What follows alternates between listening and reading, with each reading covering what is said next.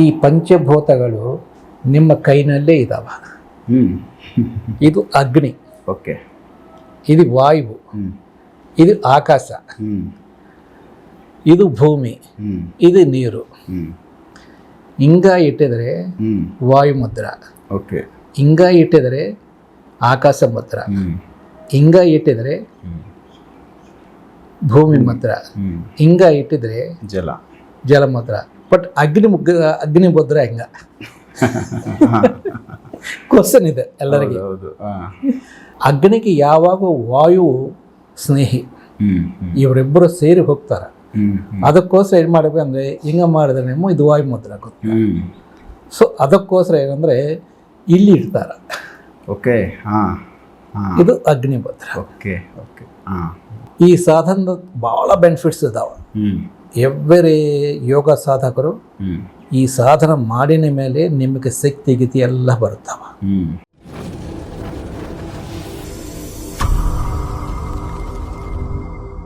ನಮಸ್ಕಾರ ವೀಕ್ಷಕರೇ.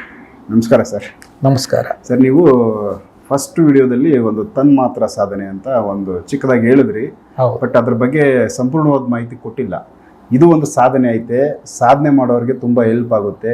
ಯಾರೆಲ್ಲ ಈ ಒಂದು ಸಾಧನೆ ಮಾಡ್ಕೋಬೋದು, ಈ ಸಾಧನೆ ಮಾಡ್ಕೊಂಡಾದ್ಮೇಲೆ ಏನೆಲ್ಲ ಬೆನಿಫಿಟ್ಸ್ ತೊಗೋಬೋದು, ಆರೋಗ್ಯಕ್ಕಾಗ್ಬೋದು ಇಲ್ಲ ಒಂದು ಜೀವನಕ್ಕೆ.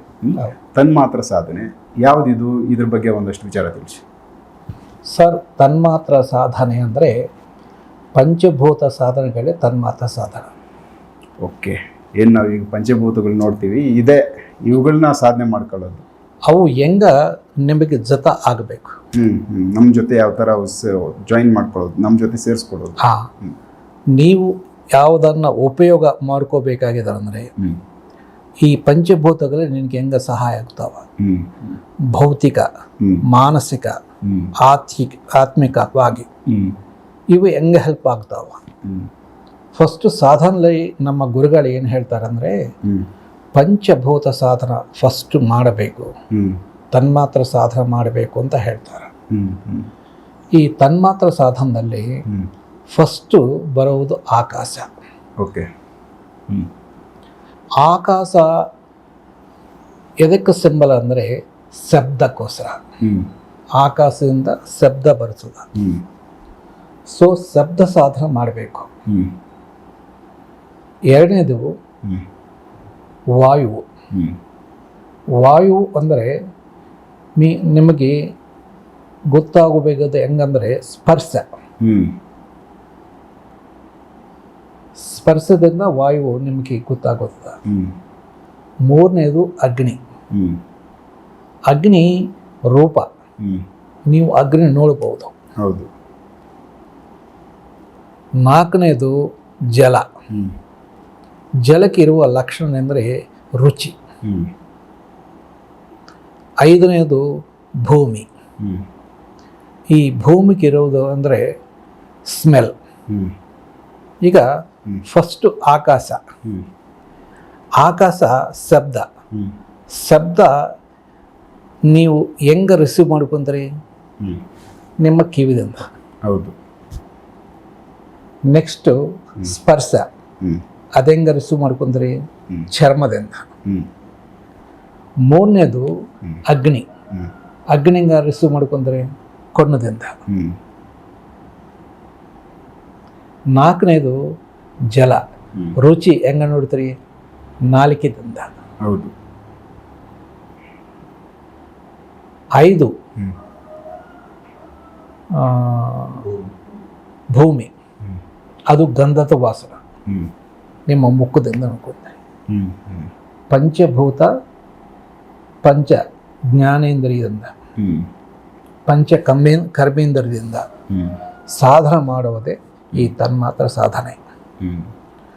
ಫಸ್ಟು ನಾನು ಹೇಳ್ತಾ ಇದ್ದೀನಿ, ಶಬ್ದ ಸಾಧನ ಸರಿಗ ಮಾಡಿದರೆ ನಿಮ್ಮ ಕಿವಿ ಯಾವಾಗೂ ಹೋಗಲ್ಲ.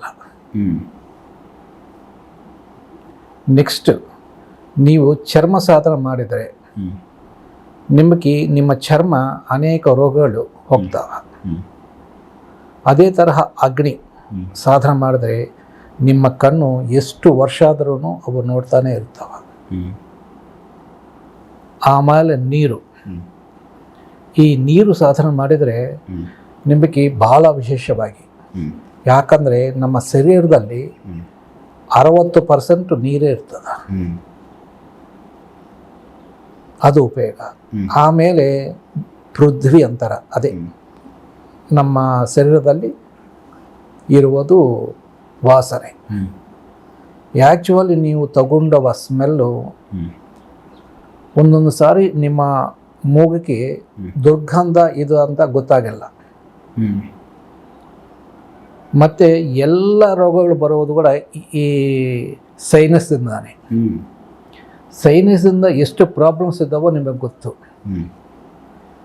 ಈ ಪಂಚಭೂತಗಳ ಸಾಧನದಿಂದ ನಿಮ್ಮ ಶರೀರ ಭಾಗಗಳು ಎಲ್ಲ ಕರೆಕ್ಟಾಗಿರ್ಬೇಕಂದ್ರೆ ಪಂಚಭೂತ ಸಾಧನ ಮಾಡಬೇಕು. ಈಗ ಇದಕ್ಕೆ ಏನು ಸಂಬಂಧ ಅಂದರೆ ಒಂದೊಂದು ಚಕ್ರ ಒಂದೊಂದು ಭೌತಕ್ಕೆ ಸಂಬಂಧ ಇದೆ. ಓಕೆ. ರೂಟ್ ಚಕ್ರ ಇಲ್ಲ ಅಂದರೆ ಮೂಲಾಧಾರ ಚಕ್ರ ಅಂತಾರೆ. ಲಂ. ಸ್ವಾಧಿಷ್ಠಾನ ಚಕ್ರ ಬಂದು ವಂ. ಮಣಿಪುರ ಚಕ್ರ ಬಂದು ರಂ. ಅನಾಹತ ಚಕ್ರ ಬಂದು ಯಂ. ವಿಶುದ್ಧ ಚಕ್ರ ಬಂದು ಹಂ. ವಿಚಿತ್ರ ಏನಂದರೆ ಈ ಪಂಚಭೂತಗಳು ನಿಮ್ಮ ಕೈನಲ್ಲೇ ಇದ್ದಾವೆ. ಇದು ಅಗ್ನಿ, ಓಕೆ, ಇದು ವಾಯು, ಇದು ಆಕಾಶ, ಇದು ಭೂಮಿ, ಇದು ನೀರು. ಹಿಂಗ ಇಟ್ಟಿದರೆ ವಾಯು ಮುದ್ರ, ಓಕೆ, ಹಿಂಗ ಇಟ್ಟಿದರೆ ಆಕಾಶ ಮುದ್ರ, ಹಿಂಗ ಇಟ್ಟಿದರೆ ಭೂಮಿ ಮುದ್ರ, ಹಿಂಗ ಇಟ್ಟಿದ್ರೆ ಜಲ ಮುದ್ರ. ಬಟ್ ಅಗ್ನಿ ಮುದ್ರ ಹೆಂಗ ಕ್ವಶನ್ ಇದೆ ಎಲ್ಲರಿಗೆ. ಅಗ್ನಿ ಮುದ್ರ ಬೇರೆ ಬೇರೆ ಬೇರೆ ಹಾಕ್ತಾರ. ಅಗ್ನಿಗೆ ಯಾವಾಗ ವಾಯು ಸ್ನೇಹಿ, ಇವರಿಬ್ಬರು ಸೇರಿ ಹೋಗ್ತಾರ. ಅದಕ್ಕೋಸ್ಕರ ಏನು ಮಾಡಬೇಕು ಅಂದರೆ ಹಿಂಗ ಮಾಡಿದ್ರೆ ಇದು ವಾಯು ಮುದ್ರ ಆಗುತ್ತೆ. ಸೊ ಅದಕ್ಕೋಸ್ಕರ ಏನಂದರೆ ಇಲ್ಲಿ ಇಡ್ತಾರ. ಓಕೆ, ಇದು ಅಗ್ನಿ ಮುದ್ರ. Okay okay. ಈ ಸಾಧನದ ಭಾಳ ಬೆನಿಫಿಟ್ಸ್ ಇದಾವೆ. ಎವ್ರಿ ಯೋಗ ಸಾಧಕರು ಈ ಸಾಧನ ಮಾಡಿನ ಮೇಲೆ ನಿಮಗೆ ಶಕ್ತಿ ಗೀತಿ ಎಲ್ಲ ಬರುತ್ತವೆ.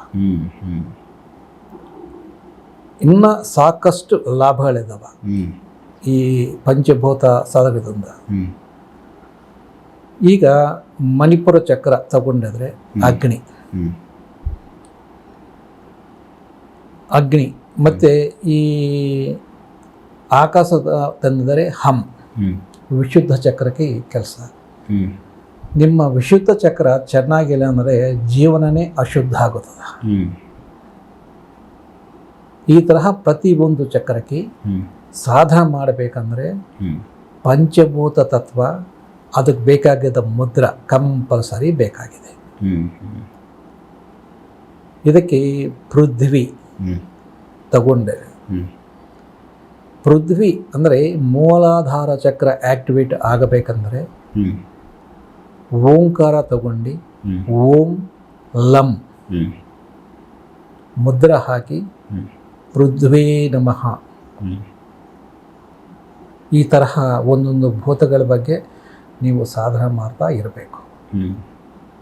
ಇನ್ನೂ ಡೀಪಾಗಿ ಇನ್ನೊಂದು ವಿಡಿಯೋದಲ್ಲಿ ಮಾಡೋಣ. ಇಲ್ಲ ಸರ್, ಈಗ ಒಂದಷ್ಟು ನೀವು ಹೇಳಿದ್ರಿ, ಇವುಗಳಲ್ಲಿ ಬರೀ ಒಂದಷ್ಟು ಪಂಚಭೂತಗಳನ್ನ ನಾವು ಕಂಟ್ರೋಲ್ ಮಾಡ್ಕೋಬೋದು ಈ ಸಾಧನೆಗಳು ಹಿಂಗಿದೆ ಅಂತ. ಸೊ ಇದೇ ಹಸ್ತದಿಂದ ನೀವು ಕೆಲವೊಂದು ಹೆಲ್ತ್ ಬೆನಿಫಿಟ್ಸ್ ಕೂಡ ಇದ್ರ ಬಗ್ಗೆ ಮಾತಾಡೋಣ. ಸೊ ಅದು ಇದರಲ್ಲೇ ಮಾತಾಡ್ಬಿಡೋಣ. ಯಾಕೆಂದರೆ ಈಗ ಇಂಪಾರ್ಟೆಂಟ್ ವಿಚಾರಗಳೈತೆ ಇದ್ರ ಬಗ್ಗೆ. ಇದುವರೆಗೂ ನನಗೆ ಗೊತ್ತಿಲ್ಲ, ಬೇರೆಯವರು ಹೇಳಿದರೂ ಗೊತ್ತಿಲ್ಲ, ತಿಳಿಸಿಲ್ಲ, ಬೇರೆ ಯಾರಾದರೂ ತಿಳಿಸಿರ್ಬೋದೇನೋ. ಬಟ್ ನೀವು ಹೇಳಿದ ಇನ್ಫಾರ್ಮೇಶನ್ ತುಂಬ ಚೆನ್ನಾಗಿತ್ತು. ಹಾರ್ಟ್ ಅಟ್ಯಾಕ್ ಆಗೋ ಒಂದಷ್ಟು ಲಕ್ಷಣಗಳು ಈಗಿಂದ ಯಂಗ್ ಜನ್ರೇಷನ್ಗೆ ಇನ್ನೂ ವಯಸ್ಸಿರುತ್ತೆ, ಇಮ್ಮಿಡಿಯೇಟಾಗಿ ಸಾವು. ಹಾರ್ಟ್ ಅಟ್ಯಾಕಲ್ಲಿ 1 ನಿಮಿಷನೂ ಅವ್ರನ್ನ ಬದುಕ್ಸೋಕ್ಕಾಗಲ್ಲ. ಹಾರ್ಟ್ ಅಟ್ಯಾಕ್ ಆಯ್ತು ಅಂದರೆ ಆಸ್ಪತ್ರೆಗೆ ಶಿಫ್ಟ್ ಮಾಡಬೇಕಾದ್ರೆ ಮಿನಿಮಮ್ ಅರ್ಧ ಅವರ್ ಇಲ್ಲ 1 ಅವರ್ ಟೈಮ್ ತೊಗೊತದೆ. ಅಲ್ಲಿವರೆಗೂ ಕೂಡ ಅವ್ರನ್ನ ಕಾಪಾಡ್ಕೊಳ್ಳೋಕ್ಕಾಗಲ್ಲ, ಮಿಡ್ಲಲ್ಲೇ ಹೋಗ್ಬಿಡ್ತಾರೆ. ಸೊ ಈ ಥರದ ದುರ್ಘಟನೆಗಳು ಸಾಕಷ್ಟು ನಡೆದವೆ. ಸೊ ಈ ಒಂದಷ್ಟು ನೀವು ಹೇಳಿದ ಟಿಪ್ಸ್ಗಳು ಕೆಲವೊಂದು ಹೆಲ್ಪ್ ಆಗುತ್ತೆ ನಮ್ಮ ವೀಕ್ಷಕರಿಗೆ. ಸೊ ಅದ್ರ ಬಗ್ಗೆ ಕರೆಕ್ಟಾಗಿ ಅದು